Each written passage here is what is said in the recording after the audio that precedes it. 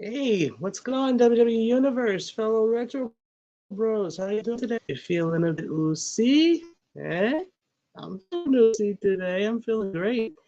Welcome to Retro Bros Podcast channel, and welcome to a special Tuesday edition of Retro RawDown.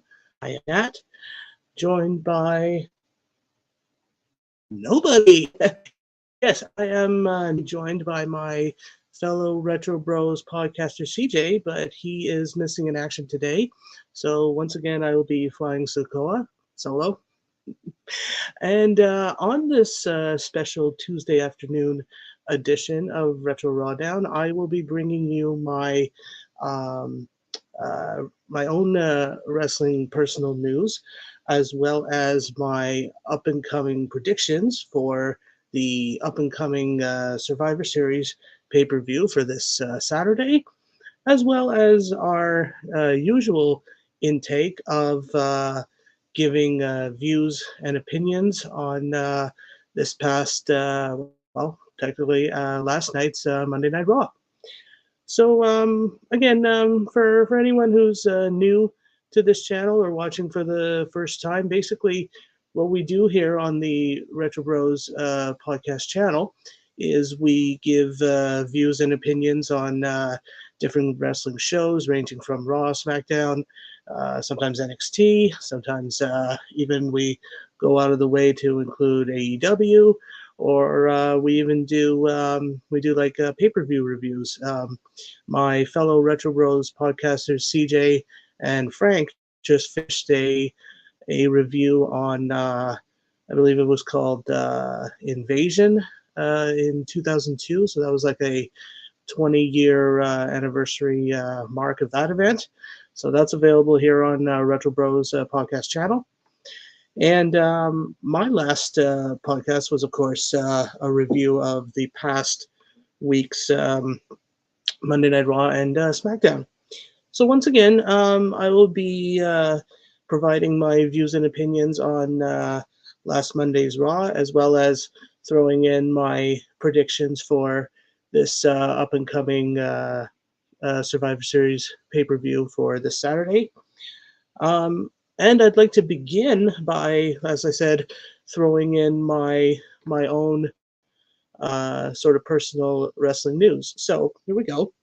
So for those of you who may not know, maybe some of you do know, or maybe most of you might have known.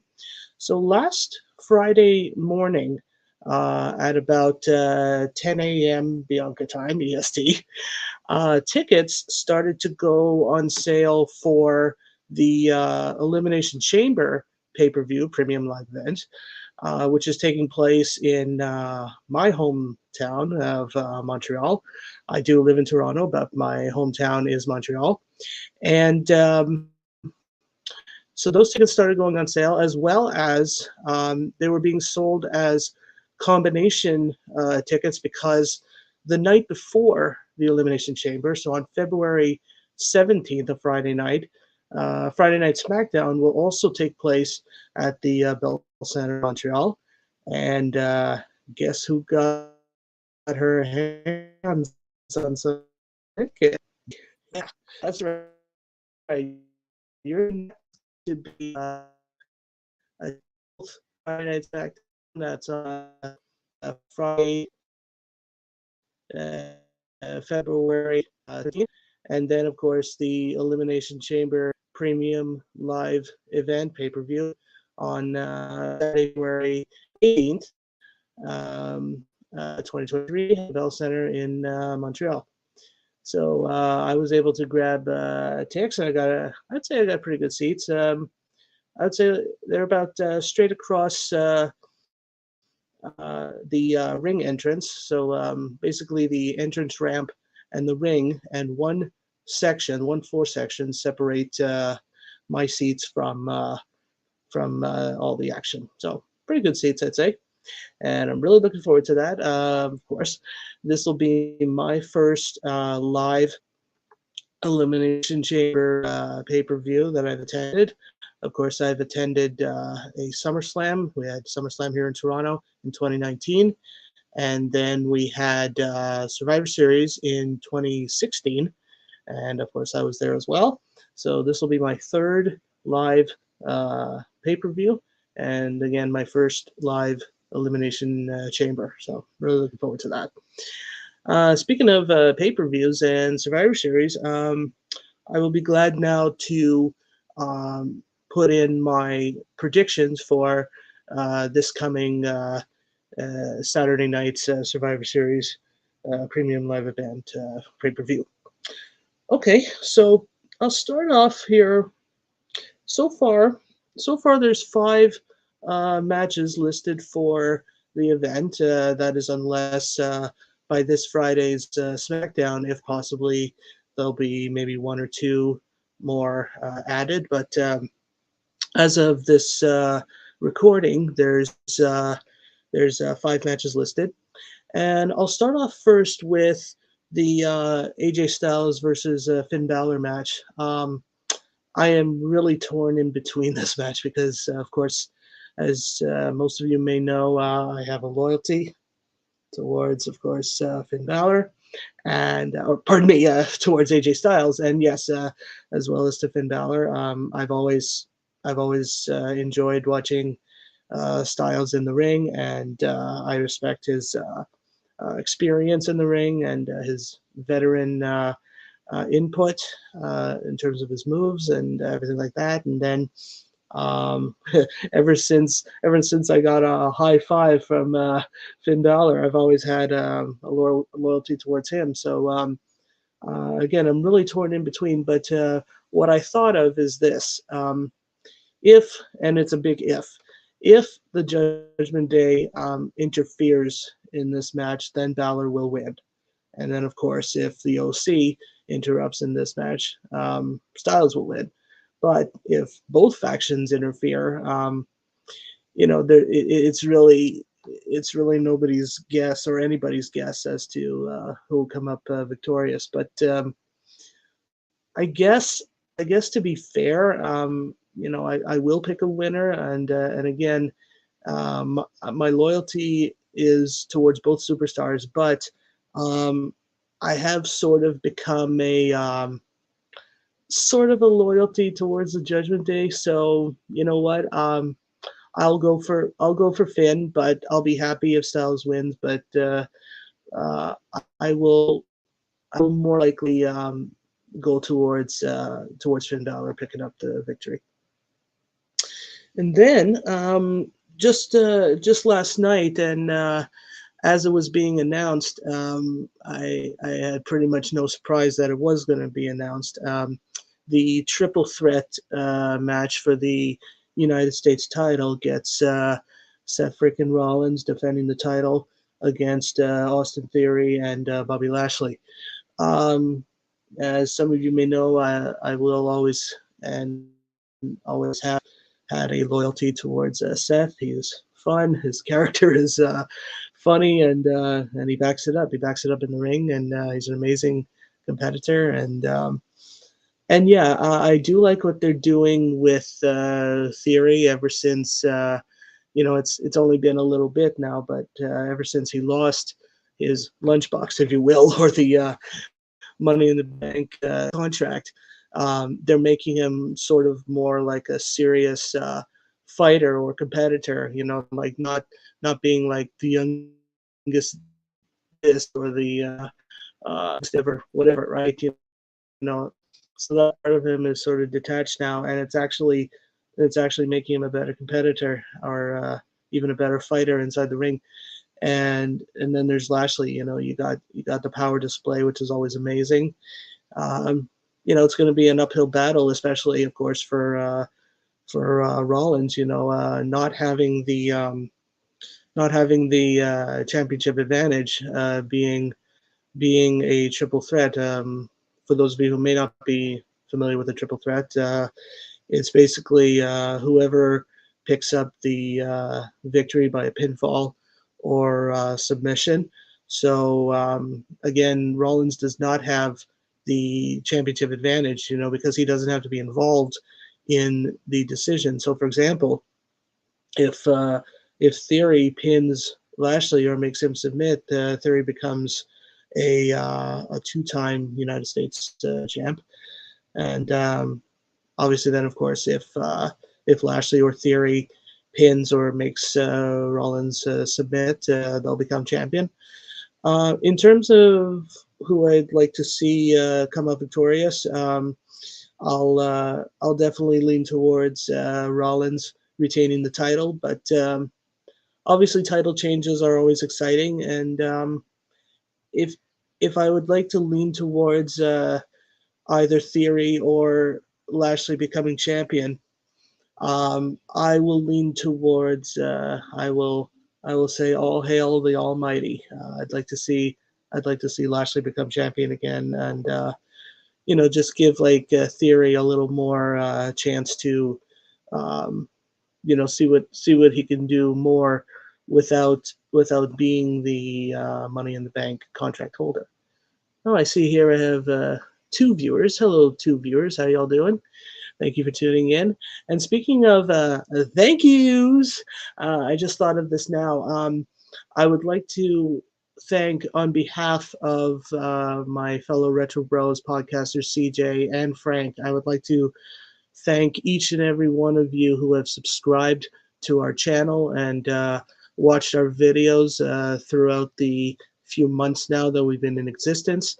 And definitely a huge thank you. Now we have reached 100 subscribers, and here's to 100 more. I know we can do it. I have confidence in definitely in CJ's hard work in putting this channel together, and we definitely will definitely keep it going with adding as much content as we can, at least weekly, if not maybe twice, maybe three times a week, to keep you all interested, and hopefully spread the news and the channel information to your friends and family, anyone who may be interested. So again, if you're new to this channel or watching for the first time, move your cursor to subscribe and join our already 100 subscribers. We would love to add 100 more. So again, a big Chad Gable. Thank you all. All right. So I will then. So again, just to what's the word? Pardon me. Just to go over briefly again my prediction for the AJ Styles Finn Balor match is that I will lean towards Finn Balor picking up the victory, although I would like to see AJ Styles win as well. But I think for sure if there's like outside interference, Balor will pick up the victory, and then for the Triple Threat United States Championship match with Rollins, Theory, and Lashley. I think most likely Rollins will retain, although I would if either Lashley or Theory becomes, I would prefer to see Lashley pick up the victory and become a champion. Speaking of championship matches, another match listed here is for the SmackDown Women's title, pending Ronda Rousey defending the title against Shotzi. Of course, Shotzi picked up victory last Friday night on SmackDown to become the #1 contender. She won I believe it was a 6-pack challenge, if I remember correctly. So she becomes the #1 contender for Rousey. It's going to be a SmackDown Women's title match. To me, Shotzi is okay. Just she really hasn't grown on me yet, and I've always respected what the way Ronda Rousey presents herself in the ring, as well as even on interviews with promos and stuff like that. So I'll definitely go towards Rousey retaining the title. And even what I just thought of this now. Whether it's on her own or possibly maybe outside interference by Shayna Baszler, or even who knows, maybe outside interference by Raquel Rodriguez, maybe trying to help out Shotzi in any way. with or without outside interference, I'll go with Rousey retaining the title.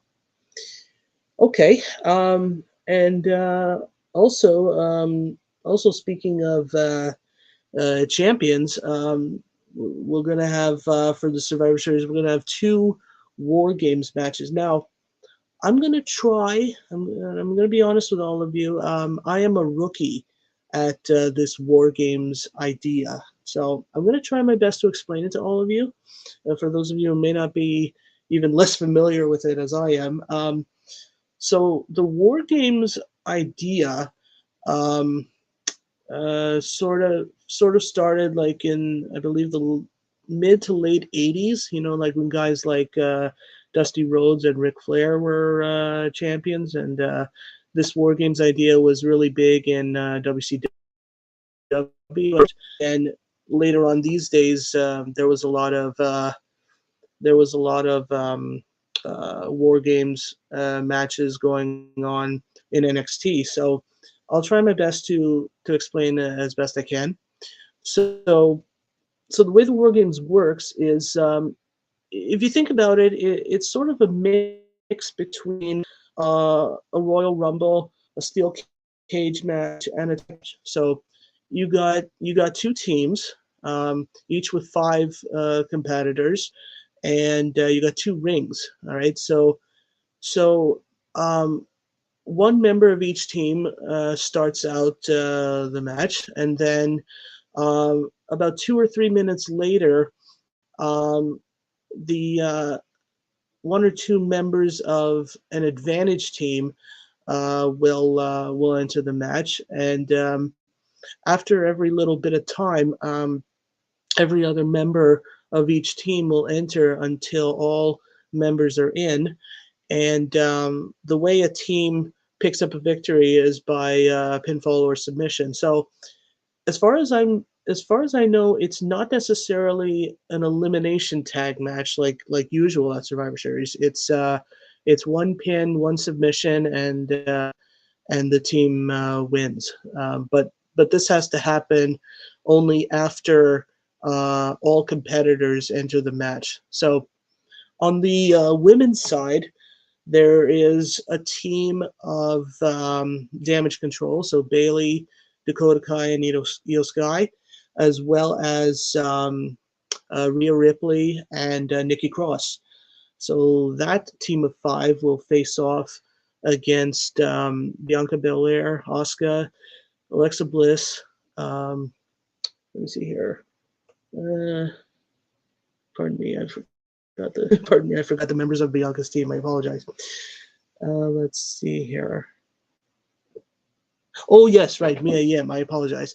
So again, the team of Damage Control, which is Bayley, Io Sky, and Dakota Kai, along with Nikki Cross and Rhea Ripley, will go against Bianca Belair, Asuka, Alexa Bliss, Mia Yim, and a fifth member of that team to be announced this Friday on SmackDown, which I definitely agree with my fellow podcaster CJ. I definitely feel that they should have revealed this uh, fifth member last night. I mean, I guess they want to build the excitement and get everyone to tune into SmackDown. But when you ask me, everyone tunes into the last Raw or SmackDown before, but yes, probably will add to the excitement. So um, I'll go out on a limb and say the fifth member of Bianca's team might just be a possible returning Becky Lynch.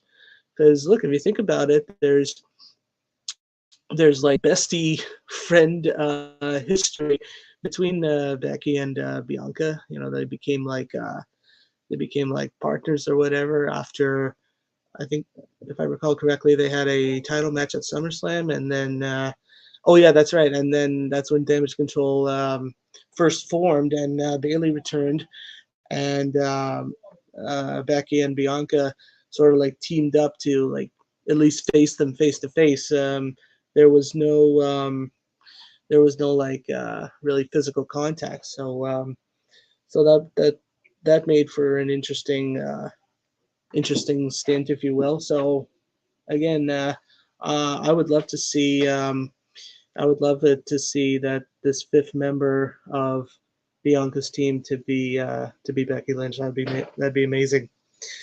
And in terms of which team I feel would win, you know what? Oh, oh, oh, I have a comment here. Oh, Nicole Warman. Hi, Nicole Warman. How you doing? Oh, Nicole.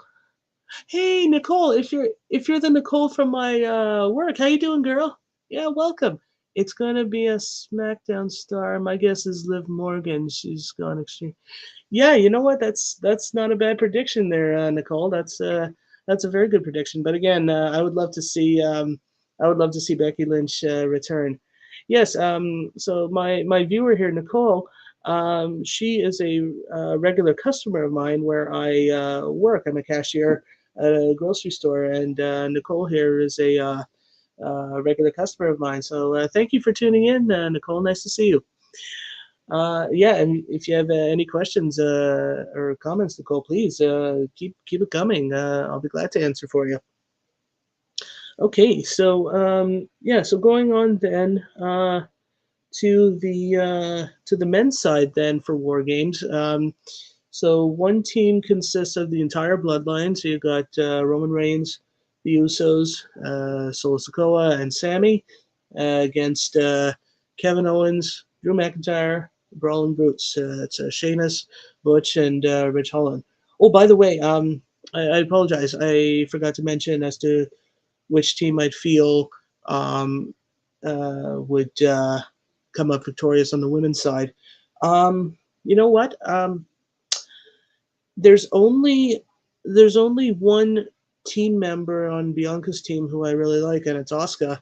Um, so, and then there's on the other side, there's Rhea Ripley, who I love, and Bailey, who I love. So, and I've always said that the rest of the members of Damage Control are growing on me. I'm enjoying it each time I see them. I'm enjoying watching Dakota Kai and Io Sky Russell. They're amazing athletes, and then of course there's Nikki Cross, who have I said before that I enjoy the fact that she's changed back into the like psychotic character idea and basically threw out this Nikki Ash idea out in the garbage. So that's fine by me. So you know what? Since I have more favorites on uh, on the Damage Control team, then I'll go for them. Then again, my only favorite on Bianca's team is Oscar, and you know who knows who's going to be that fifth member. So I'll go for the Damage Control team. Okay, so again to the men's side, you got one team of Sheamus, Ridge Holland, and Butch, the Brawling Brutes, along with Kevin Owens and Drew McIntyre, against the entire Bloodline, Reigns, Solo Sikoa, the Usos, and Sami Zayn. To be honest, you know, a small part of me would actually have preferred to have Reigns have a title match against God knows who, but to have him in a just a Survivor Series War Game match, in a way, doesn't make sense. You know, just I just think overall it would be better to have in a title match. But who knows when his next title match will be? You know, it's anyone's guess. In terms of who I feel might take the victory, again, it all comes down to for me. It all comes down to loyalty, and I mean, I've always had and always will have a loyalty towards Roman. I will always acknowledge our tribal chief for sure, and I will always feel Usi. I love the Usos, no question. Yeah, they the ones. We the ones. Yeah. And of course, I mean, of course, Solo is growing on me. I'm enjoying him every time I see him in the ring. And Sammy, Sammy's just, if you will, the Usi Lucy Goosey, if you will. I mean, I could never stand him, but I guess this new role he's taken on as the honorary Oos is is slowly starting to fit in. So yeah, it's looking good. They'll work pretty good as a team. Although you never know with what's been going on between Jey Uso and Sammy for that matter. And then on the other side, of course, you got Kevin Owens and Drew McIntyre and Sheamus and the Holland and Butch, the Brutes. Um, of course, Sheamus and Drew have had a history. Both good and bad. They've been multi-time competitors, and then of course you got Drew. Um, uh, uh, you know, all three guys have gone for the world title at least a few times in the past few years. Yeah, that's right, Nicole. We're the ones. We're the ones. And Nicole, please feel free to throw in your predictions if you'd like. Definitely welcome your predictions. Whether you agree or disagree, go for it. Okay. So again, I would say this is a match where I'm pretty much torn in between because I have loyalties on both sides. I have met Kevin Owens before, and he was amazing. Um, you know, always one of my favorites has been Drew, and I mean, I'm still not crazy about the Brutes as a team. I mean, they're slowly growing on me, but they're just okay. Um, you know what? I guess loyalty. I'm gonna lead towards. Excuse me. I'm gonna lead towards the Bloodline to pick up the victory. That is again, unless something goes down between Jey Uso and Sami Zayn. You never know with those two. But despite that little possible flaw, um, I'll lean towards the Bloodline, the ones, and we'll feel awfully oozy if that happens. So we'll see what happens then. So that concludes my Survivor Series predictions, and yeah, well, it should be an amazing show, and we'll see what happens. Okay. So now speaking of the Brutes, we'll go on to last Monday's or last night's Monday Night Raw, if you will, and start off. So grab my notes here. To start off, the first match was the Brawling Brutes against the Judgment Day. So that was a six-man tag match. So you got, of course, for the Judgment Day, you got Damian Priest and Dominic and Finn Balor against both all three Sheamus, Holland, and Butch. One of the first things I noted was, I would honestly would have preferred this match to be a one-on-one with Balor against Sheamus because I picked up a little something during the promo before this match, and Sheamus had come out and say, "Oh, I hadn't seen you for so long, my fellow Irishman, right?" Towards Balor, of course. And then I thought, "Oh, is this leaning towards a one-on-one match between two fellow countrymen, right?" And I've always said that's amazing too. They um, before they both came into WWE, they of course were they as far as I know they went together in tryouts in back in Ireland. So of course they know each other very well. Besides being fellow countrymen, they know each other's moves so well. So that would have been an amazing one-on-one match. But um, and nonetheless, it ended up being a six-man tag, and that's just fine. Um, so a move that I noticed here was attempted suplex by Holland on Priest surprisingly failed. Now, we all know the amazing power display we've seen by Ridge Holland recently. He's an amazing power wrestler, and to be able to lift another powerful, huge, tall superstar like Priest is incredible. So it actually surprised me that he wasn't that Holland wasn't able to finish the maneuver as well as I'm sure he wanted to, or at least get the impact from the attempted suplex. So, but still, nonetheless, an amazing power display by Holland.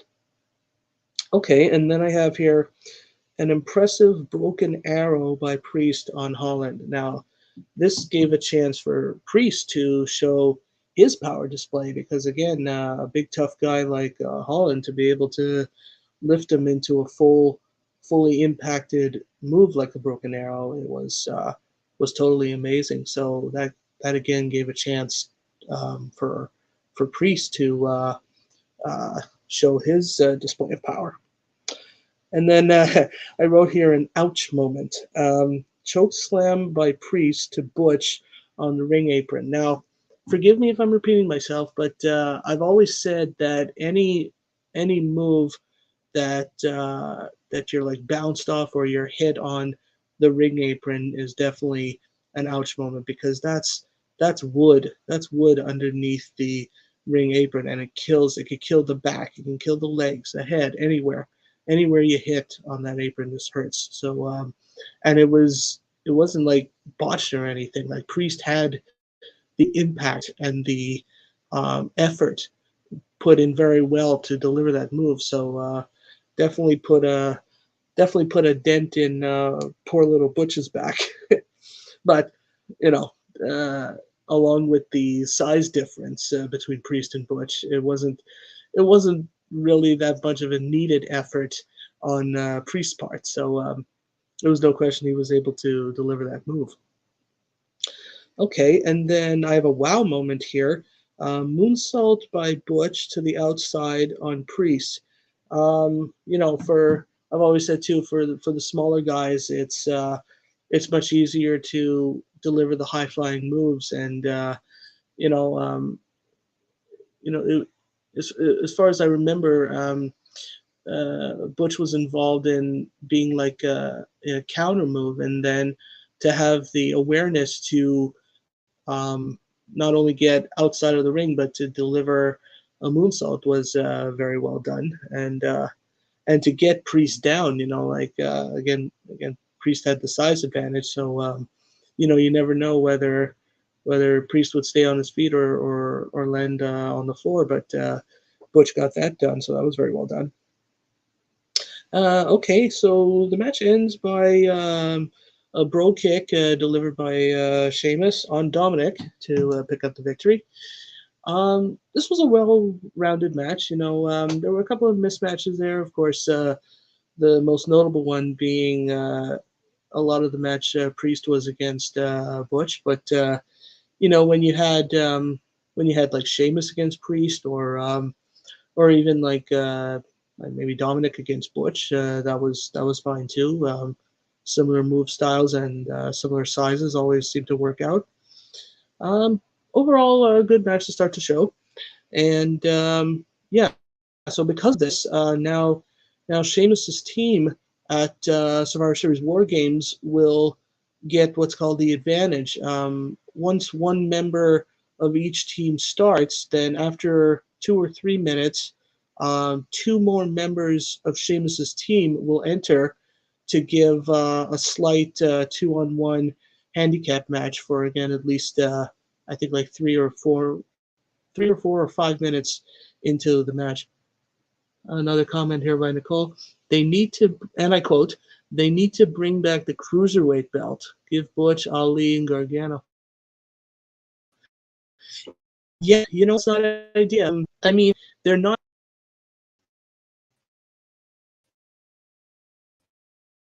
like, and Butch is of course in the tag team now, but I mean, yeah, Gargano's been there a few weeks now, or it's been like almost a couple of months. So yeah, it wouldn't be a bad idea if they give him a title shot, at least a U.S. title match, maybe. But yeah, I guess it wouldn't be a bad idea to bring back the cruiserweight title, but I guess they would need more competitors. Like you got Butch and Ali and Gargano, but I guess you would need more of uh, like a lineup to even consider it to be a division. So not a bad idea, but who knows? That may be a new thing in 2023. And actually, that reminds me too. Speaking about bringing back things in 2023, apparently the premium live event or pay per view, once known as No Way Out, is actually on its way back to WWE programming, as well as one of my favorite pay per views from back in the day, the King of the Ring. The King of the Ring tournament apparently is once again going to be a pay per view in 2023, and it actually marks the 30th anniversary of the first ever King of the Ring pay per view, which, of course, one of my favorites, Bret Hart, became King of the Ring tournament winner. So that should be fun to see. That's some more wrestling news I read over this past week. But yeah, again, not a bad idea about the cruiserweight title. But again, they'd probably just need a few more competitors to consider contingency. Who knows? Maybe bring up a few more guys from NXT. Okay. Speaking of Johnny Gargano, he is involved here in the next match. He was originally supposed to face off against The Miz, but The Miz comes out with a supposedly hand injury. He comes out with his one of his hands wrapped up in bandages and says, "Oh, I can't compete tonight, whatever." And he says he found a suitable opponent for Gargano, and it turns out to be Omos. So I remember saying to myself, I think Mr. Gargano's tights just got a little heavier. In other words, he SIT'd himself. I'll leave it at that. I don't want to be kicked out of here for profanity, so I'm going to behave myself. So yeah, so it ended up being Gargano against Omos, and of course, one of the first things that came to mind was David versus Goliath. You bet. But of course, Gargano didn't have a slingshot and a rock to have at least a chance to defeat Omos. But nonetheless, um, another thing that came to mind was it turned out The Miz joined Kevin Patrick and Corey Graves on commentary, and with all the mic skills that Mike The Miz has, I honestly think he's not terrible in the ring after all these years, but The Miz is actually in a strange way more fun on commentary than in the ring. I now that I think of it, it wouldn't be a bad idea if they make him a more permanent stature on commentary, than more having him in the ring. So there's a suggestion. And here's a little opinion poll. Do you feel the same way? Do you think The Miz should become a more permanent commentator, or should he stick to in-ring competition? There you go, a little opinion poll there. Okay, there was a point in the match where Gargano was able to get Omos down on his knees and deliver 3 kicks to the head that finally got Omos to his back, or flat on his back, and that made it a little exciting. Just like, oh, is Gargano going to pull this off? Is he going to do it? Right? The underdog beating the bigger guy, right? So Gargano goes up to the top rope. So I just wrote here,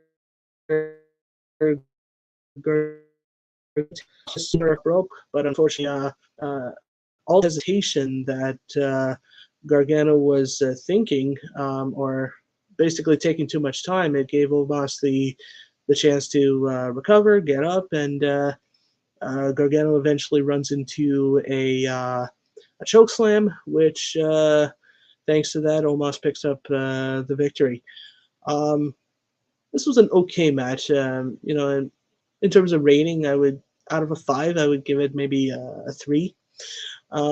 Gargano held his ground. He did what he could, but of course, the size and strength and power advantage helped out Omas, and surprisingly enough, not so much, if not very little or almost no interference from MVP on the outside. So so almost picks up the victory by via chokeslam to Gargano and a pin. Okay, we were talking about Austin Theory before. Of course, being involved in the U.S. title match. Austin Theory, of course, was involved with a one-on-one match against Mustafa Ali. And one of the first thoughts I had here, excuse me, and this was, of course, after the U.S. title triple threat match was announced for Survivor Series. I thought that a stipulation should have been added to this match that if Ali were have to defeated Theory, that Ali would have been added to the U.S. title triple threat match to make it a fatal four-way, but that stipulation was never added. But I really think it should have been to make the match at least a little more interesting. One of the first things I noticed here was an ouch moment, a knee to Ali's bandaged ribs. So Ali had been attacked at least a couple of weeks ago by, if I'm not mistaken, both Lashley and Rollins, I believe, if I'm not mistaken.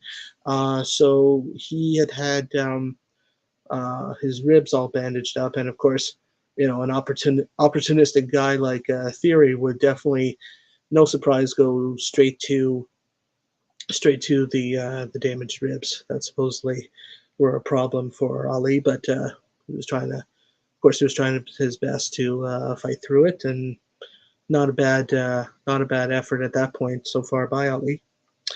And then another target to the ribs was a backbreaker by Theory. Now, a backbreaker hurts as bad enough as it is, but of course, you have damaged ribs, anything to the back or that part, that basically the lower back especially, that's closer to the ribs, and then of course the front side. Anything around that area, if you're already bandaged up, you're going to be busted up as it is. So that definitely gave Theory an advantage. Then I have here Theory attempts move through the second ropes, meets a super kick by Ali. So good for Ali for once again fighting through his supposedly pain of his injured ribs, and to be able to have the alertness and the awareness to see that Theory was coming and deliver a pretty much on the spot quick maneuver like a super kick. And then I have here,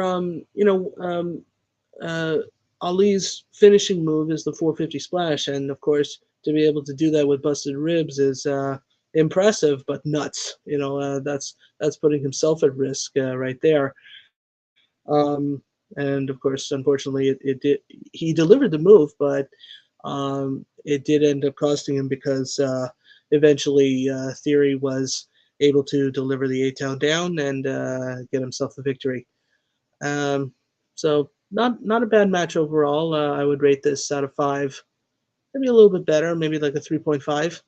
And I would have given it a 4 to a 5 rating if, again, there was a stipulation added that if Ali were to win, then he would be added to the U.S. title match.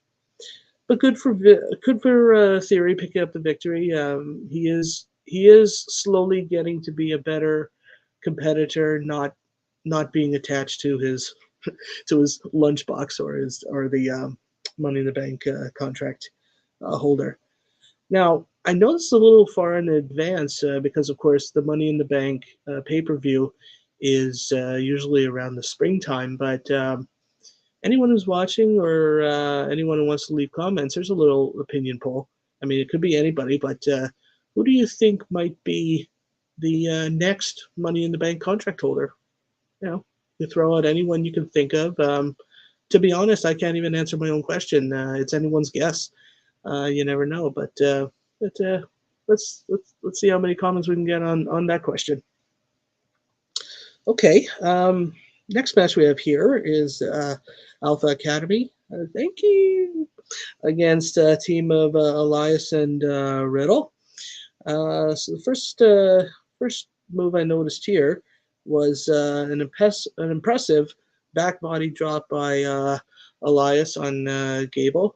Now, I mean, I look at Elias as a decent fighter. You know, his character of the guitar playing guy is okay, but he's actually a very well rounded wrestler. Like, I don't know exactly how much experience he has under his belt, but it was a very well done move. Like, he's not necessarily a veteran, but he's not a rookie either. So uh, he's he's just an overall well-rounded wrestler. So that was a very good move.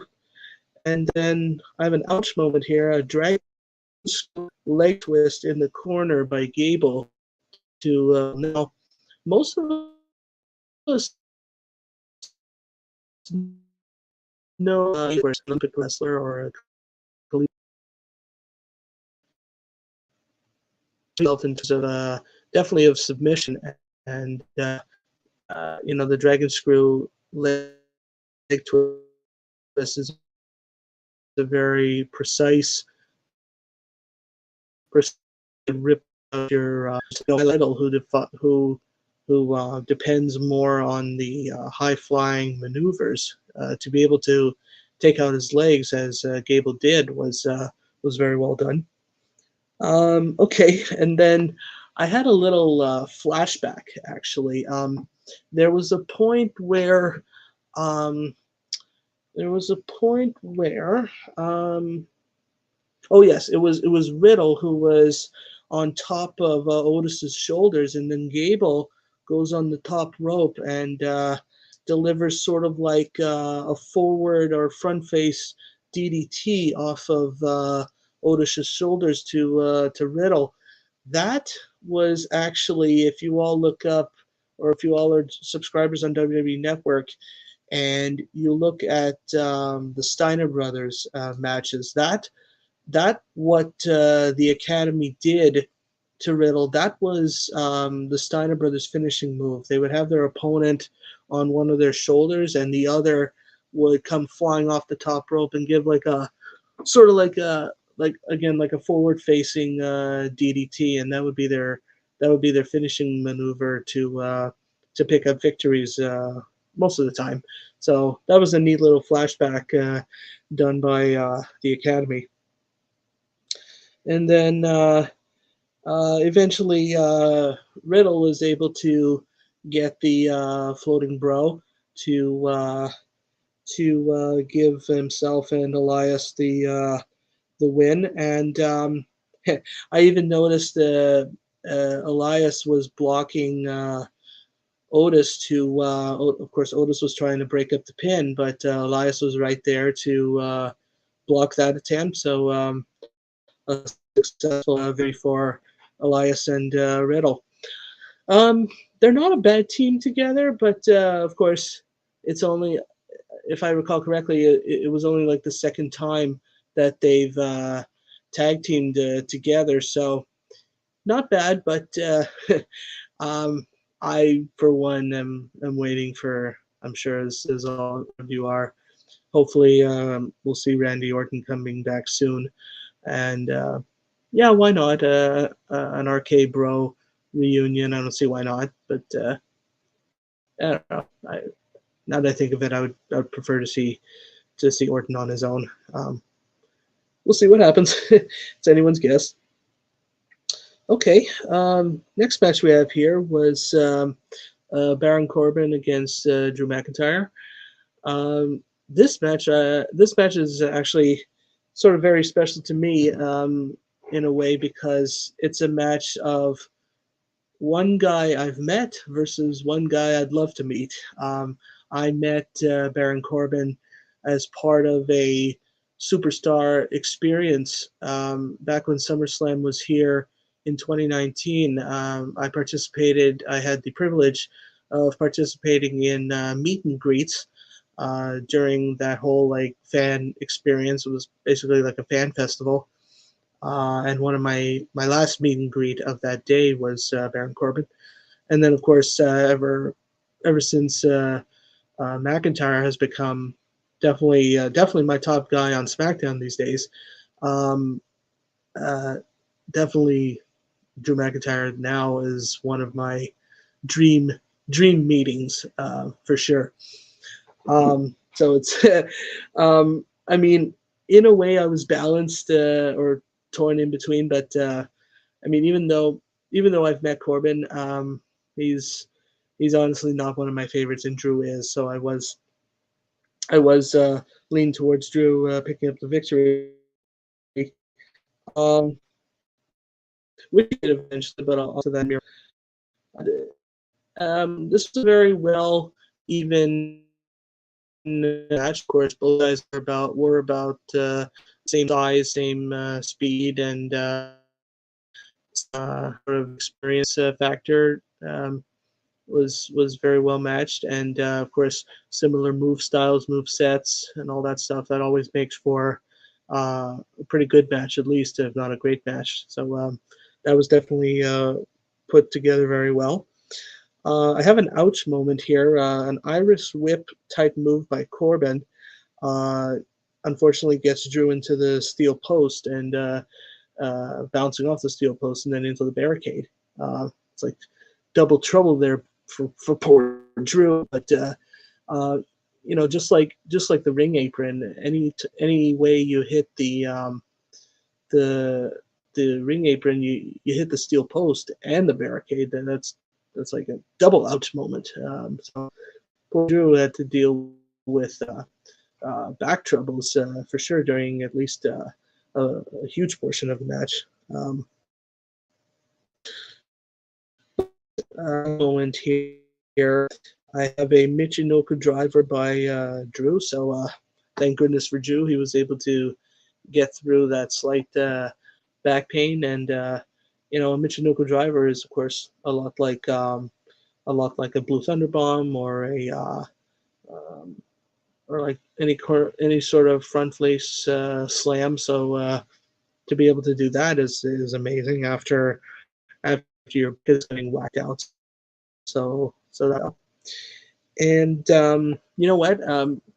I considered this to be the match of the night, at least at that point. But of course, when we get to the last match, uh, my mind changed back from that point. But definitely besides the last match of the night, this was the match of the night, Drew versus Corbin. So there was also a slight distraction on the outside from Akira Tozawa, who Corbin had faced last week on Raw, and he was distracting JBL, which got Corbin's attention. So that helped Drew recover, and eventually Drew gets in position for the Claymore kick, and he delivers that and picks up the victory. So you know what? Even though it was a well-rounded match, I mean, some of you can thank Tozawa, but I'll say that it was McIntyre's overall skill and determination, if you will, to pick up the victory over Corbin. And of course, that's what I was leaning towards anyway. So I was happy for that result.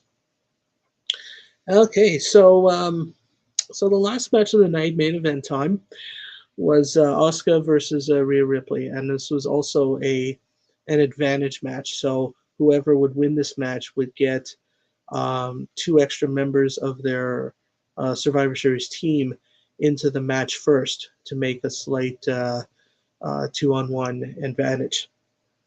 So when this match was first announced last week, I was like, "Oh man, I can't wait for this." That's two of my favorites right there. Once again, I have big time loyalty towards both Rhea and Asuka, so I was really torn in between this match. But it was nice to finally see Rhea in a one-on-one match. Ever since joining the Judgment Day, she had been, as far as I know, she had been already in a couple of singles matches in NXT, But of course, me not watching NXT, I never got to see those. So again, it was great to finally see her in a one-on-one match ever since joining Judgment Day. Um, so I have an ouch moment here. A springboard push into ropes by Rhea, followed by a punch to the back of the ribs. Like when you're pushed into the ropes, in a way you never know what's going to happen, whether you're going to be slammed or just punched. But even just the punches and the the toughness of Rhea, she's got a sting in those punches. So poor Asuka had to deal with that bit of pain there. So, and then I have a wow moment here. A drop kick by Rhea knocks Asuka off top corner onto the floor. Now, a drop kick, as high as you can jump to deliver a drop kick is amazing, but all the way up to the top rope, I found that to be very impressive. I never knew Rhea as a like not so much in terms of villain, more.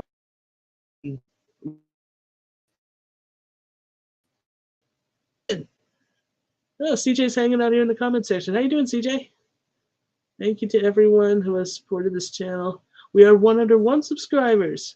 Oh, that's great. Excellent. 101 Dalmatians. That's right. Okay, that's terrific. Thank you, CJ. Thank you for coming in. Yeah, so again, with a high impact move like a drop kick to be able to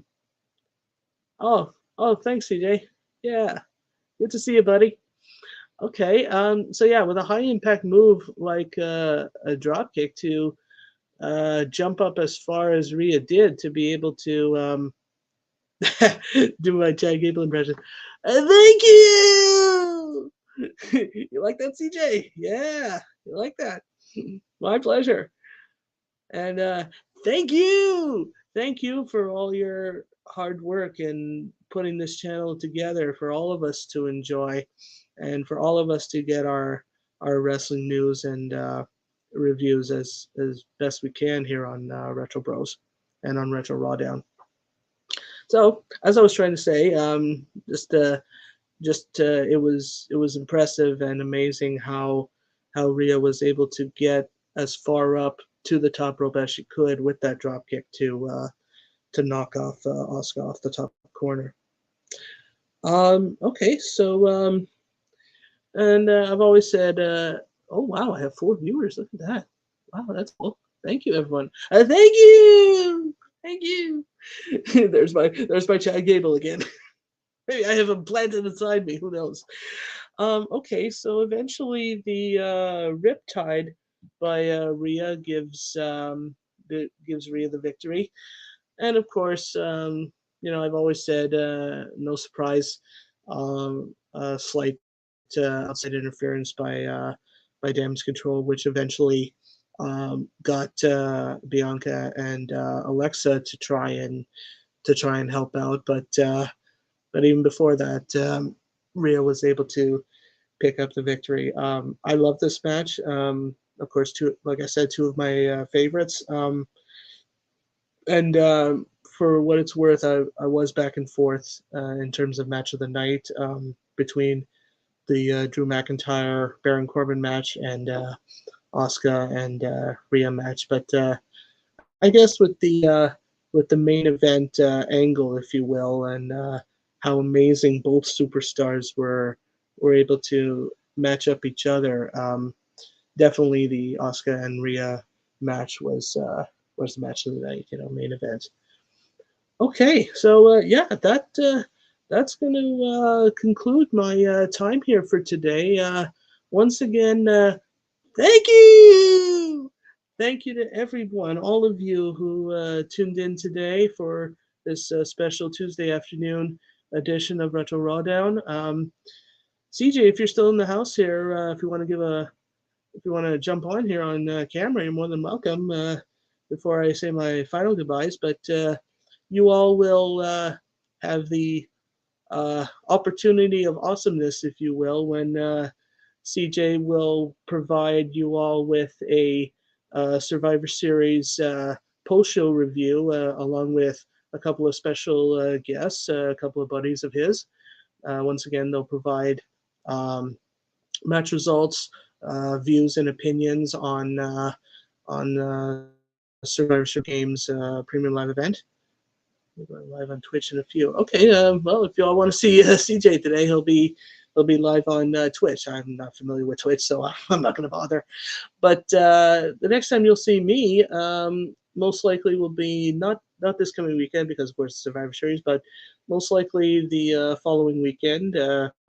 We'll maybe I'll touch base on my Survivor Series views and opinions, and of course we'll go over that week's Raw and SmackDown. So thank you all again for tuning in. Thank you. I will see you all in a couple of weeks, and again, CJ will see you all this weekend for Survivor Series post review. By the way, before I forget, a shout out to CJ as well as our fellow Retro Bros podcaster Frank. Have a happy Thanksgiving. Okay, stay safe, stay well, and what's CJ saying here? Also, make sure you guys check out our video Frank and I are dropping on Thanksgiving. Yeah. Okay, so CJ and Frank are going to have a video coming up on Thanksgiving Day, which is this Thursday, as I understand it. And yeah, CJ's going to be joined by his friends Ron and Jay for his Survivor Series post-show review. So once again, to CJ and Frank, very happy Thanksgiving. Stay safe, stay well, stay healthy, and keep kicking ass. I'm Nat. You all take care now, and we'll see you all soon. Peace out.